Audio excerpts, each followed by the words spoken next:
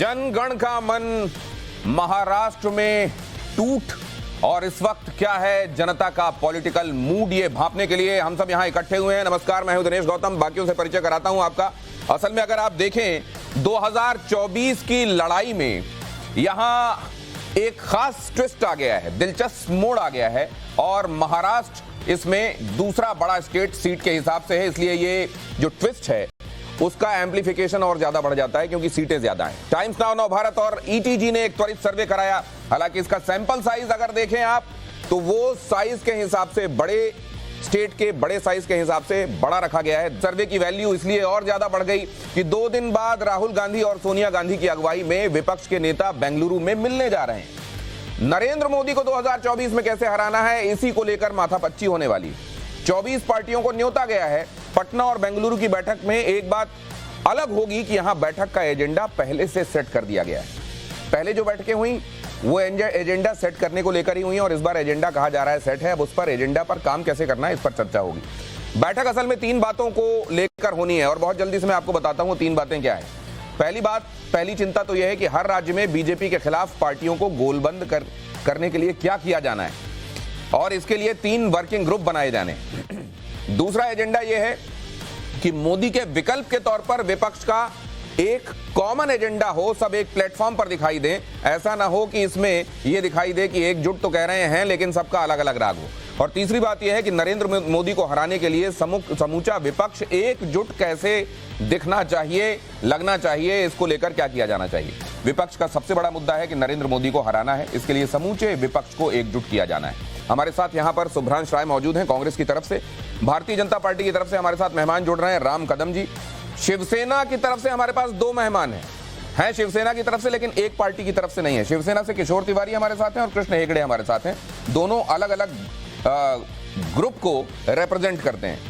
किशोर तिवारी उद्धव गुट को रिप्रेजेंट करते हैं और कृष्ण हेगड़े शिंदे गुट को रिप्रेजेंट करते हैं। एनसीपी में भी अब 2 मेहमान हमारे साथ जुड़ रहे हैं। महेश तापसे हमारे साथ जुड़ रहे हैं जो कि पवार ग्रुप को रिप्रेजेंट करते हैं और अजीत पवार ग्रुप को रिप्रेजेंट करने वाले ब्रिजमोहन श्रीवास्तव भी हमारे साथ जुड़ रहे हैं। आप सभी का बहुत स्वागत करता हूं। बहुत स्वागत। इस सर्वे को देखने के बाद आप लोग क्या रिएक्ट करते हैं वो भी हमारे लिए इक्वली इंपॉर्टेंट है। तो आइए शुरू करते हैं और सबसे पहले ये देखते हैं कि इस सर्वे में पहला सवाल क्या था। इस सैंपल साइज के बारे में, मार्जिन कितना है एरर का, इसके संदर्भ में जिन्होंने सर्वे किया है ईटीजी उनके रिप्रेजेंटेटिव हमारे साथ मौजूद हैं, उनसे हम चर्चा करेंगे। बहुत जल्दी हम उनसे भी आपका परिचय करा देते हैं। हमारे साथ पीयूष मौजूद हैं जो कि ईटीजी की तरफ से अपनी बात रखेंगे। पीयूष तंवर हमारे साथ हैं और हमारे साथ अमिताभ भूषण, वरिष्ठ पत्रकार, खुद भी सेफोलॉजी का काम कर चुके हैं, इसलिए दोनों ही लिहाज से हमारे लिए महत्वपूर्ण है और अपनी इस चर्चा में योगदान देंगे। लेकिन सबसे पहले ये महत्वपूर्ण सवाल इस सर्वे का सवाल था कि शरद पवार की पार्टी में टूट के लिए किसे जिम्मेदार माना जाए।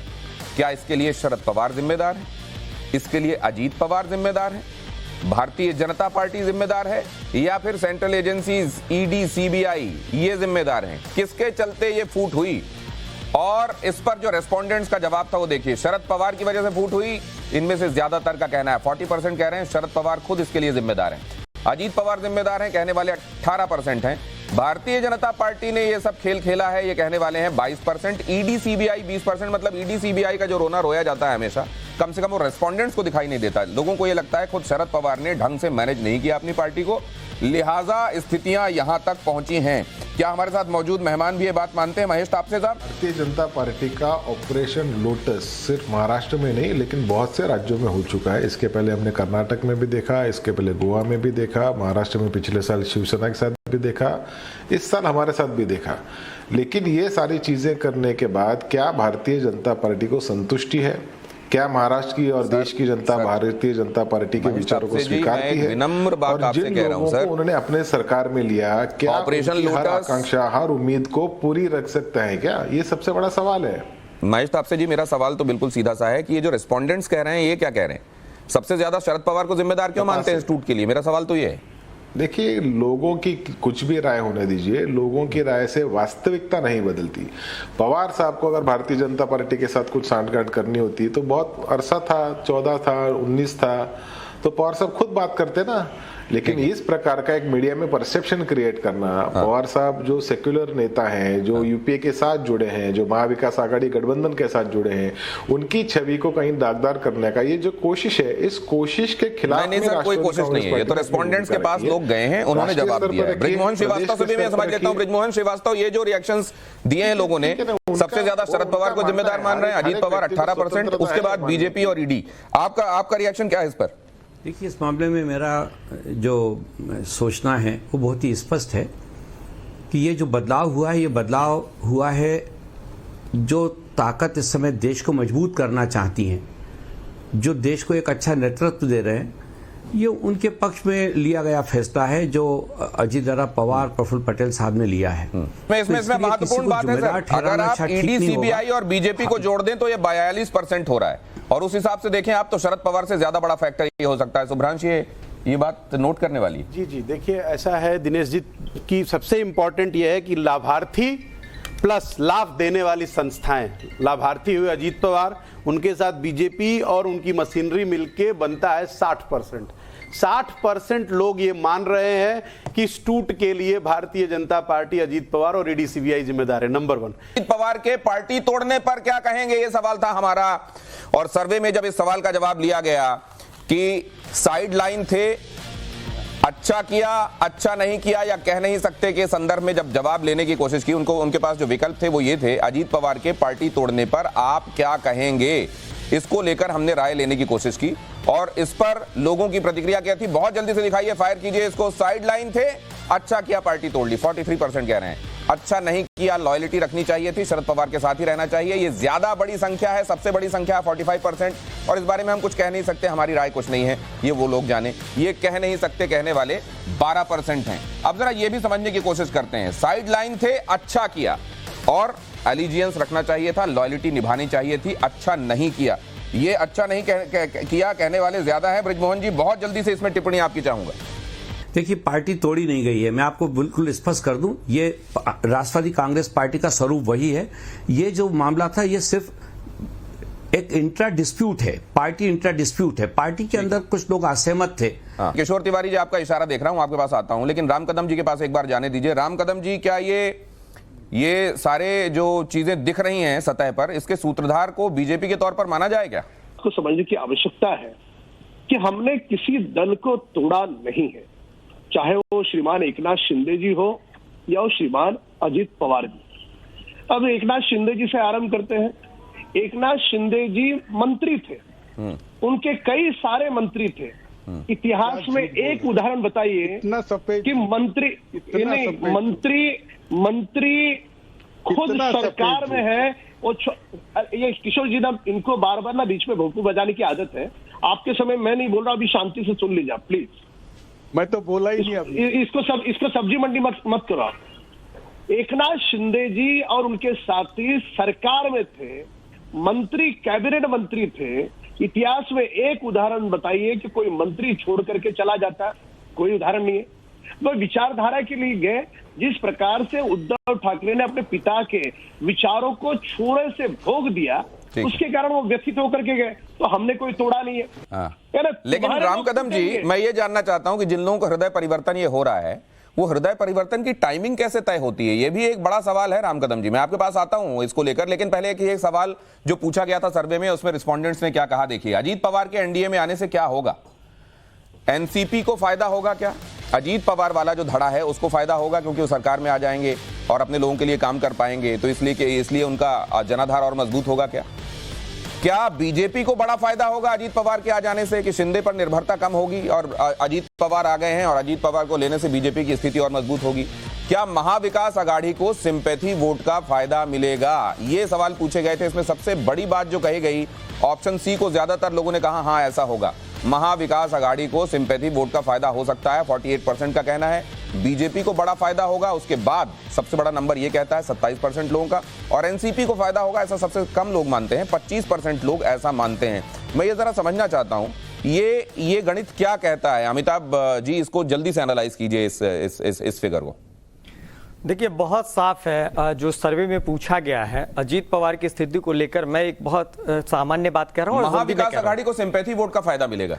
सिंपैथी वोट का अभी कहना बहुत जल्दीबाजी होगी कि उनको फायदा मिलेगा, क्योंकि मोदी फैक्टर भी एक फैक्टर है और उसको एक किनारे रख करके पूरी बातचीत अगर हम करेंगे तो इस वक्त कह सकते हैं, लेकिन यह हाइपोथेटिकल बात होगी। क्या ग्राउंड पर भी कंफ्यूजन है, ये भी मैं समझने की कोशिश करूंगा खुद उनसे जिन्होंने ये सर्वे किया है। लेकिन पहले ये देखिए, अजीत पवार की एनडीए में एंट्री के बाद क्या समीकरण हो सकते हैं, ये एक सवाल हम लोगों ने पूछा था। ये टाइम्स नाउ नवभारत और ईटीजी ने जो ये सर्वे किया, इसमें जो सवाल था, अजीत पवार की एनडीए में एंट्री के बाद क्या इक्वेशंस बन सकते हैं, और इसके लिए जो उनको ऑप्शन दिए गए थे वो ये था, एनडीए 2019 दोहराएगा,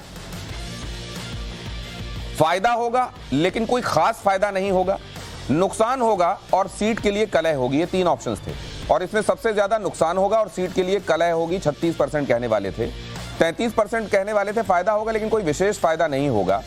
एनडीए 2019 दोहरा देगा, ये 31%। अगर आप ये देखें तो 33% और 36% अगर आप जोड़ दें तो या तो कोई विशेष फायदा नहीं होगा, मामूली फायदा होगा, और ज्यादातर तो नुकसान होने का अंदेशा है। कम से कम ये तस्वीर यहां पर देखने को मिल रही है। अब जरा मैं किशोर तिवारी जी को इसमें लाना चाहता हूं। किशोर तिवारी जी, अभी तक की फाइंडिंग्स, आपकी टिप्पणी बड़ी जल्दी से।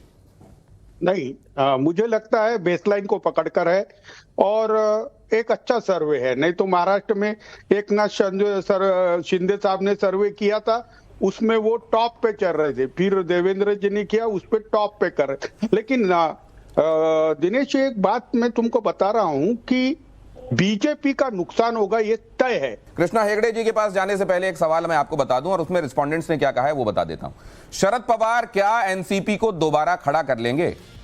हां, सिंपैथी उनके साथ है इसलिए ऐसा हो जाएगा। नहीं, संगठन अजीत के साथ है। अनुभव लेकिन उम्र ज्यादा, अनुभव तो है लेकिन उम्र ज्यादा है। अब इन ऑप्शंस में सबसे ज्यादा 53% कहने वाले हां, सिंपैथी उनके साथ है। शरद पवार क्या एनसीपी को फिर से खड़ा कर लेंगे इस उम्र में? उन्होंने ये चैलेंज किया है कि मैं एनसीपी को फिर से खड़ा करके दिखाऊंगा। तो इसमें लोग मानते हैं कि हां, उनमें दम है।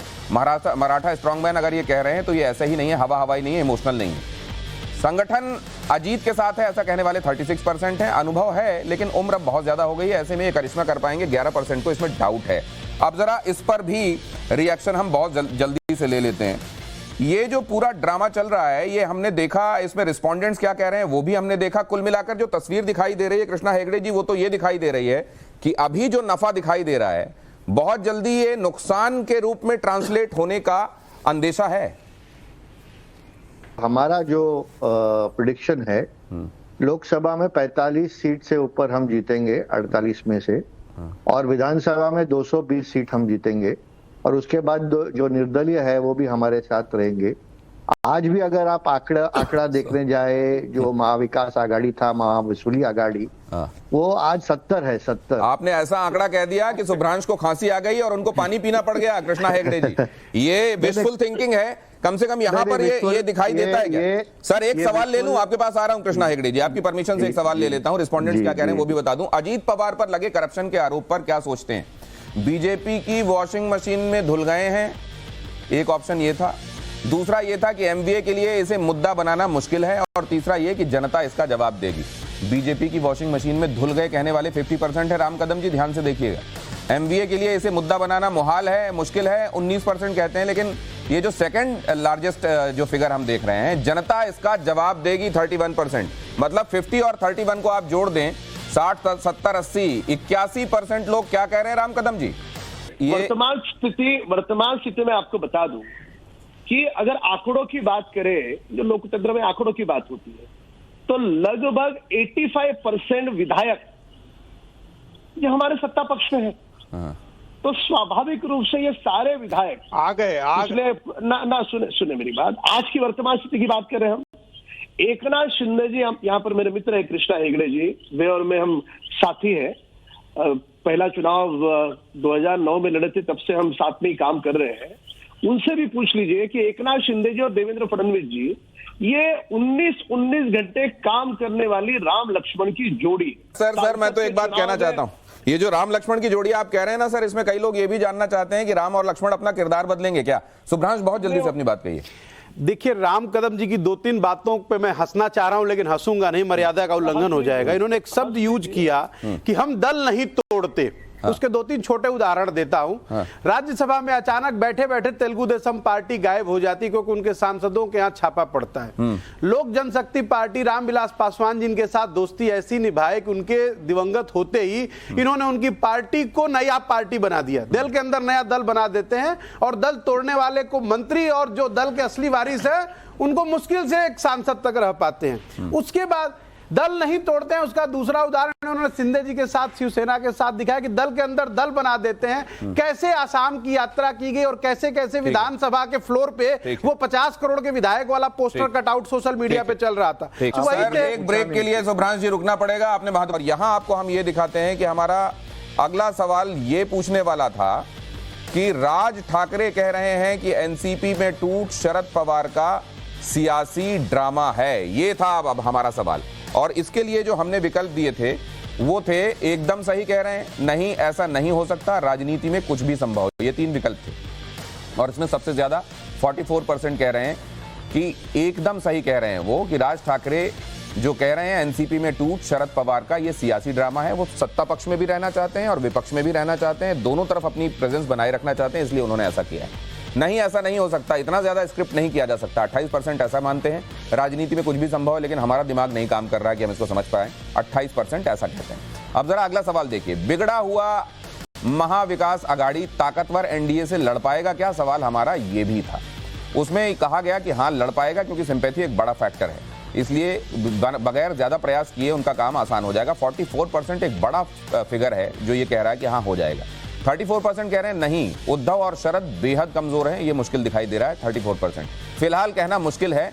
22% ऐसा कहना कह रहे हैं कि हमको ये फिलहाल समझ में नहीं आ रहा है कि क्या होगा, वो वक्त ही बताएगा कि इस बारे में क्या होने वाला है। और 9वां सवाल देख लीजिए, अजीत पवार के एनडीए में आने से शिंदे की पार्टी पर असर क्या होगा?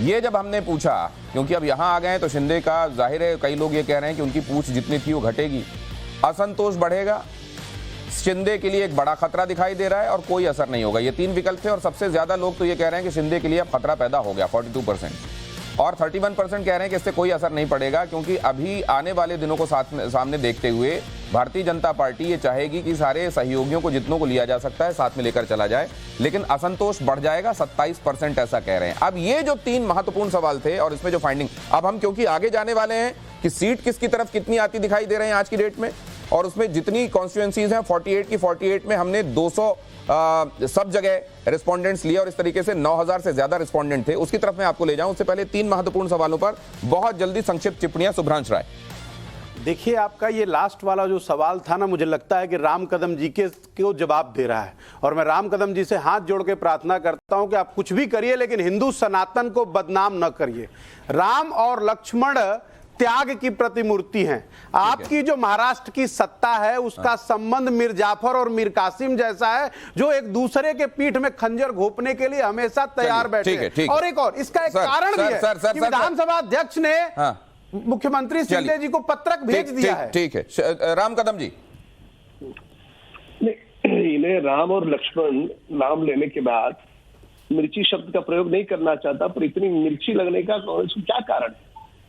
ये वही कांग्रेस है जो राम मंदिर का जब देश की सर्वोच्च न्यायपालिका में फैसला चल रहा था तो देरी से आए, इस कारण 22 वकीलों की फौज लगाने वाली कांग्रेस आज इस प्रकार का बयानबाजी कर रही है, इस प्रकार की। ठीक है, देखिएगा, जब लोग खुद हो करके हमारे साथ जुड़ रहे हैं, हम भी दल चला रहे हैं, हम भी पार्टी चला रहे हैं, हम क्या कहें? बताओ आप, ऐसा कहें? दल मत कहिए, आप दुकान चला रहे हैं। और ना राम कदम जी, आप दुकान चला रहे हैं और आप वही पार्टी हैं कि राम मंदिर खोलने का काम कांग्रेस ने किया, पूजा देने का अधिकार कांग्रेस ने किया। आप जबरदस्ती उसका क्रेडिट ले रहे हैं। आप अपने तंत्र के माध्यम से दुकान चला रहे हैं। जो करप्ट लोग हैं उनको आप अपने साबुन, ये जब आप दुकान कहते हैं ना, तो दुकान तो इस समय मोहब्बत की ज्यादा लोग बात कर रहे हैं। लेकिन मैं उधर अभी जाना चाहूंगा, कृष्णा हेगड़े जी, शिंदे जी को नुकसान हो रहा है? नहीं, बिल्कुल नहीं हो रहे। सुभ्रांश जी को क्या बात कर रहे हैं उनको पता नहीं है। देखिए, कोई भी व्यक्ति एक भजन मंडली में भी आता है या सत्संग में भी आता है ना, हम उसके स्वागत करते हैं, और हम तो पॉलिटिकल पार्टी है। ये सुभ्रांश जी और कांग्रेस तो पारिवारिक पार्टी है, तो पारिवारिक पार्टी को ही सपोर्ट करेंगे ना, और किसको करेंगे? अरे खुद का हालत तो देखो, 2 लोकसभा लड़े हैं, ऐड कर लेता हूँ। 90 सीट भी नहीं मिला है 2 लोकसभा में, और हम लोग को सिखा रहे अरे मैं तो सीधा पूछ रहा हूँ कृष्णा हेगड़े जी, अजीत पवार की एंट्री के बाद आप लोग थोड़ा चिंतित हैं क्या? बिल्कुल नहीं है, वो एक सक्षम नेता है, उनकी ताकत है ऑर्गेनाइजेशन में। किशोर जी आपसे सहमत नहीं है? फौरन उनकी उंगली ऊपर गई एम्पायर की तरह। किशोर जी किशोर जी सहमत, एक सेकंड उनकी राय ले ले, बहुत जल्दी से, टाइम कम है। देखिए क्या है, एक मिनट मेरी बात सुन लो, कह रहे थे मेरी बात सुन लो। वो तो उद्धव गुट है, उद्धव गुट, उनको शिवसेना। अरे मेरी बात सुनो, बोलिए ना किशोर जी, आपको अरे वो मुझे बोलने दो, मुझे एक बात ऐड करने दो। सिंबल भी, नाम भी सब हमको दिया है वो। अरे गुट में, मेरी एक बात सुन लो दिनेश जी, एक मैं बात बोलता हूँ। ये अपने राय साहब ने तो बोला नहीं, आपका सर्वे बता रहा है कि बीजेपी एकनाथ शिंदे को डंप करने वाली है, ये आपका सर्वे बता रहा है। अब आपके सर्वे में जो लोग हैं उनका परसेप्शन एक है और वो परसेप्शन महाराष्ट्र का है, और ये अगली चुनाव में तो जितने भी गद्दार है वो सब काम करने वाले को कोई विकास आघाड़ी आ रही है। महेश तापसे जी के पास मैं एक बात लेके जाना चाहता हूँ। महेश तापसे जी, एक वर्ग ऐसा क्यों है जो ये देखता है कि शरद पवार ने ही ये सारा कुछ फिक्स किया है? This is all scripted.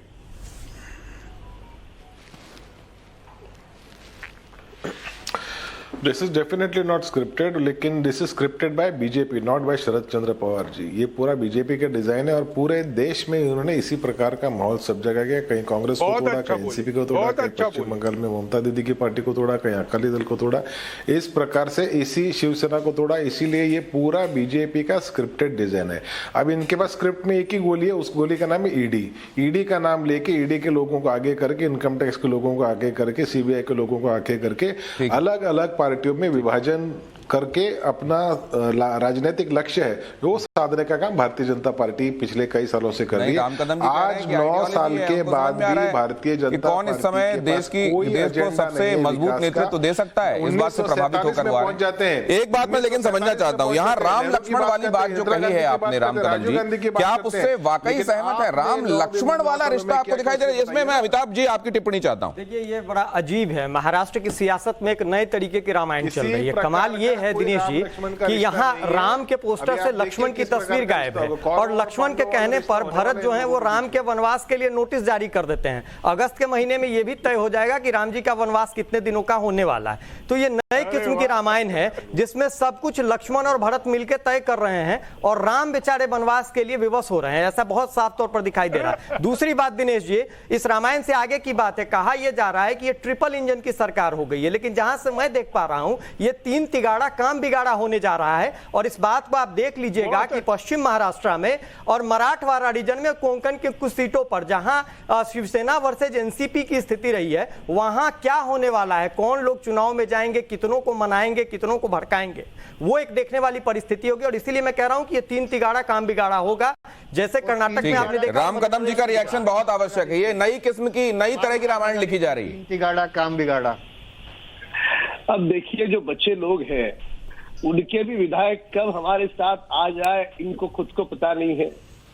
इसके लिए अधूरे अध्ययन के आधार पर केवल शब्दों को जोड़ना, शब्दों का कुछ तो पंक्ति बनाना नहीं काम यहाँ चल रहा है। आ रही है। अब पूछिए आप, अभी ब्रिजमोहन जी आए हैं हमारे, हम उनका स्वागत करते हैं, है ना। कांग्रेस के गुट में भी कई लोग भाजपा में आना चाहते हैं।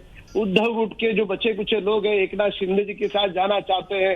अब शरद पवार जी के साथ जो लोग हैं वो कितने उनके साथ बचेंगे इसकी कोई गारंटी नहीं है। देखिए पार्टियां तोड़ने का प्रोग्राम दे रहे हैं, बालक भी ना, एक पार्टियां तोड़ने का प्रोग्राम दे रहे हैं। भाई साहब बीच में बोलना अशोभनीय है। जब आपकी बारी आई है ना तो स्कूल का बालक भी बता सकता है, कार्यक्रम दे रहे हैं। स्कूल का सार्वजनिक नेशनल कि जिस प्रकार की एक टेलीकास्ट पर आप बोल रहे हैं, एक तरफ हम पार्टियां और तोड़ेंगे और पार्टियां तोड़ेंगे। किशोर तिवारी जी मैं तो सीधी बात पूछ रहा हूं आपसे। किशोर तिवारी जी मैं तो सीधी बात पूछ रहा हूं कि आप तो अभी तक है ना वहां जहां पर आप थे, आपको कोई तोड़कर क्यों नहीं ले गया, कोई ईडी सीबीआई क्यों नहीं ले गई? अरे मेरे पास पैसे ही नहीं तो मतलब उनके पास है, जिनके पास है उनके पास है, मतलब जिनके ऊपर ईडी सीबीआई काम कर रही है वो ठीक कर रही है, वहां गुंजाइश है इसलिए कर रही है, इसलिए हाँक लिया जाता है उनको। अरे क्या दिनेश, हाँ, इसका मतलब आप दिनेश भी जी। कबूल करते हैं कि पार्टी जी तोड़ती है, पार्टियां बीजेपी तोड़ती है। अरे मैं कह रहा हूं कि कोई गुंजाइश होती है तब तो। किशोर तिवारी को क्यों नहीं तोड़ लिया जाता? महेश तापसे को क्यों नहीं तोड़ लिया जाता? दोनों के पास 5 पैसे नहीं है। हाँ, दोनों के पास पैसे नहीं है। अभी हमारे ब्रिजमोहन चलिए चलिए चलिए चलिए आगे बढ़ाता हूं इसको, जरा लेकर चलता हूं आपको सीट की तरफ और वोट परसेंटेज की तरफ। इन तमाम सवालों का लब्बो-लुआब यही है कि सीटों में और वोट शेयर में क्या दिखाई देता है। आप जरा देखिए, हमने वोट शेयर के हिसाब से जब सवाल किया तो रिस्पोंडेंट्स ने जब कहा उसके आधार पर क्या तस्वीर बनती दिखाई दे रही है। एनडीए को 25 से 29 सीटें दिखाई दे रही हैं और वोट शेयर उनका जा रहा है 44.28%। महाविकास आघाड़ी को 17 से 21 सीटें मिलती हुई दिखाई दे रही हैं और वोट परसेंटेज जा रहा है 43.19% के आसपास। और अदर्स 1 to 2 सीट्स पर दिखाई दे रहे हैं। ये 48 सीट्स के लिए मैं आपको बता रहा हूं गणित, ये 1 to 2% पर, मतलब एनडीए सबसे ज्यादा 25 से 29, महाविकास आघाड़ी 17 से 21, अदर्स 1 से 2। इसमें कोई ऐसी बात जिसका उल्लेख खासतौर से आप करना चाहें प्रिया? सर, एक तो दिनेश जी मैं ये कहूंगा कि महाराष्ट्र में एक बहुत बड़ा चैलेंज ये हो गया है कि पार्टी का जो स्प्लिट हुआ है वो लोगों में भी कंफ्यूजन बना हुआ है। जब मेरी टीम जब जाती है, हमारी जो ईटीजी की टीम जब जाती है ग्राउंड पे और उनको पूछते हैं कि आप किस पार्टी को सपोर्ट करेंगे और कोई कहता है एनसीपी को, तो वहां पे कंफ्यूज उनको स्पेसिफिकली पूछना पड़ता है कि आप एनसीपी में किसको सपोर्ट करें, अजित पवार के साइड जा रहे हैं कि शरद पवार जी के साइड जा रहे हैं। और अगर आप शिवसेना में देखेंगे तो वहां पे और कंफ्यूजन है कि आप एकनाथ शिंदे की साइड है कि आप उद्धव ठाकरे ने शायद इसीलिए ये बात कही थी कि आईपीएल जैसा हो गया है, आज कौन कहां से खेल रहा है और कल कौन कहां से खेलेगा इसको लेकर कोई तय ही नहीं। अब ये अगर ये कंफ्यूजन बना हुआ है और ये अभी फिगर्स दिखाई दे रहे हैं सुभ्रांश बहुत जल्दी से, क्या आपके हिसाब से भी यही अभी प्रोजेक्शन है? देखिए, अगर मैं 45 वालों से पूछो ना, 45 वालों से तो पूछ लो आप, किशोर जी जो एनडीए को 45 बोल रहे थे उनके क्या हाल है ये भी पूछ लो। ठीक है आप तो बोलेंगे तुम्हारा किशोर जी आता हूं आखिरी चरण में, हम लोग बहुत जल्दी सबसे मैं चाहता हूं उनके रिएक्शन ले लूं इस सीट पर और वोट शेयर पर। देखिए, ऐसा है दिनेश जी कि दोनों पार्टियों के वोट शेयर में 1% का डिफरेंस है। अगर सारे सर्वे को हम इसी के इर्द गिर्द मान लें तो जो इतिहास की किताबें मैंने पढ़ी है उस इतिहास की किताबों में मराठा और मराठवाड़ा में गद्दारी के लिए कोई माफी नहीं है। अब ये तो आने वाला मराठवाड़ा बताएगा और महाराष्ट्र के लोग बताएंगे कि क्या वो गद्दारी को माफ करते हैं। अगर माफ करते हैं तो मान लीजिए कि मैं आपके सर्वे के साथ जा रहा हूं, और अगर उन्होंने उस हिंदुत्व की उस आंच को बरकरार रखा जिसमें गद्दारी की कोई जगह नहीं है, तो ये मान लीजिए कि भारतीय जनता पार्टी गद्दार सियासत में गद्दार बहुत सब्जेक्टिव होता है। आप किधर से देख रहे हैं इस पर डिपेंड करता है। मैं जरा इसको लेकर अब आगे चलना चाहता हूं। राम कदम जी, रिएक्शन प्लीज। सही बात कहा। गद्दारी ये सब्जेक्टिव होती है। जब उनके दल में कोई आ जाए तो वो गद्दार नहीं, पर इनका दल अगर कोई छोड़ दे तो वो गद्दार। तो इसलिए इन्होंने चिंतन करने की आवश्यकता है कि एक 25 साल 30 साल पुराने सुलझे हुए राजकीय नेता जिनको पूरी तरह से सूझबूझ है, वो मुख्यमंत्री भी रहे हैं, कई अलग अलग डिपार्टमेंट में कैबिनेट मंत्री रहे हैं, जब ऐसे व्यक्ति विशेष जब ग्रुप बना करके भाजपा का साथ देने आते हैं, मोदी जी के काम पर विश्वास दिखाते हैं, तो उसे आप गद्दारी कैसे कह सकते हो? तो इसलिए ये बड़ा सब्जेक्टिव वाला मामला है। और ये इसमें ये राम कदम जी, एक बात मैं लेकिन कृष्णा हेगड़े जी से जानना चाहता हूं कि ये 25 से 29 में और 44.28 में वो अपने आप को कितना देख रहे हैं? 1.2। देखिए, बता दूं ना मैं बता दूं। देखिए, ये अच्छा, उनका जवाब भी आप देंगे राम कदम जी? ठीक है, अच्छी बात है, देने दीजिए। एक सेकंड कृष्णा हेगड़े जी, उनको देने दीजिए, फिर मैं आपके पास आ रहा हूं। देखिए, आज हमारा 13 सांसद है महाराष्ट्र में, आज 13 सांसद है। जो हमारे अजित पवार साहब है, एनसीपी उनके 4 है और बीजेपी के शायद 18 है। यही आप गिनती करके देख लीजिए कितनी होती है। दूसरी बात यह है कि आपने ये सर्वे तो किया, ठीक है, लेकिन आपने यहाँ पर मोदी फैक्टर ऐड किया है क्या? यहाँ पर जो काम कर रही है 3 नेता स्टेट में, वो ऐड किया है क्या? यहाँ पे आपने उद्धव जी 2.5 साल घर पे बैठे थे, वो ऐड किया है क्या? वहां पर काम नहीं। अरे तो आप ऐड करके बता दीजिए आपके हिसाब से तस्वीर क्या है? लोगों को काम करने वाला नेता चाहिए, घर पे बैठने वाला नेता नहीं चाहिए। और लोग चुनते हैं काम करने वालों को। लोगों को काम चाहिए, महाराष्ट्र में विकास चाहिए, प्रगति चाहिए, उन्नति चाहिए। घर पे बैठ के फेसबुक पे भाषण किशोर जी, घर पर बैठने वाला नेता कौन है? पूछो उनको, मालूम है उनको। तो उद्धव किशोर जी को ठाकरे। कभी मिले उद्धव जी? जरा मैं बात मिलने करूं। का मिलने हाँ। का छोड़ा, फोन पे कभी आए कि पूछिए उनसे, या किसी पत्रकार से पूछ लीजिए। किशोर जी, पत्रकार से हाँ कहिए मैं कहिए। जरा बोल लूं। अरे जरा बोल दो ना, सच मुझे- बोल दो, सच बोल दो, अरे सच बोल दो। मुझे बहुत टारगेट कर रहे हैं, मुझे बोलने दो। अभी ये 45 सीट बोल रहे थे, अब वो 25 पे आ गए, और अभी अरे 25 चुनाव का आने तक। मैंने तो 18 और 13 और 4 गिना है आपको। अब अरे भाई, सीटिंग है हमारा। नहीं मेरे नहीं भाई। नहीं, अरे भाई ये तो बीजेपी की बात इंडिविजुअल हो है रही है। हमारा। ठीक है, इसके ब्रिजमोहन बाद श्रीवास्तव अरे जी के भाई, पास जा रहा हूं। ब्रिजमोहन श्रीवास्तव जी, आपका अंदाजा और ये आंकड़े कितने आसपास हैं? जी, देखिए मैं बात स्पष्ट कर दूं कि राष्ट्रवादी कांग्रेस पार्टी आने वाले दिनों में इस बात को स्पष्ट कर देगी कि हमारी पार्टी में किसी प्रकार की टूट नहीं हुई है। ये इंट्रा डिस्प्यूट है, इंट्रा पार्टी डिस्प्यूट है, और इसको हम लोग बैठ के सेटल कर लेंगे।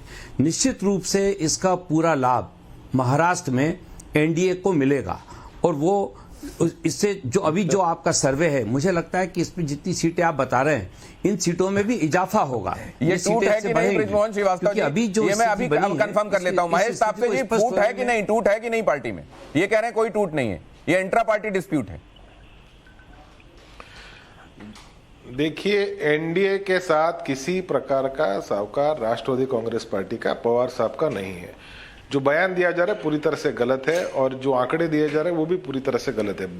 भारतीय जनता पार्टी का अंदरूनी सर्वे ये बताता है कि महाराष्ट्र में अगर एमवीए के खिलाफ में भारतीय जनता पार्टी का चुनाव हुआ तो सिर्फ 10 के आसपास लोकसभा सीटें भाजपा को मिलेगी। ये बीजेपी का सर्वे कर रहा है, और उसके बाद बीजेपी का ऑपरेशन लोटस जो है पूरे देश में चालू हुआ, महाराष्ट्र में चालू ये जो हुआ। कंफ्यूजन की बात वहां अभी पे कह रहे थे उन्होंने महेश साहब से, देखा कि शिंदे महेश साहब साहब को से लेने जी के बाद आखिरी मिनट लोकसभा में है, जो फर्क लेकिन पड़ आपने जो रहा है, लब्बुल तो लुआब शिंदे दिया साहब उसको की लेकर मैं वैसी आगे बढ़ना छवि नहीं है चाहता हूं कि राष्ट्रीय स्तर पर। कंफ्यूजन है। देखिए, जहां उधर वो पर- कह रहे हैं कि कोई टूट नहीं है, आप कह रहे हैं कि जो एनडीए के साथ है वो हमारे साथ बिल्कुल नहीं है, लिहाजा टूट तो है।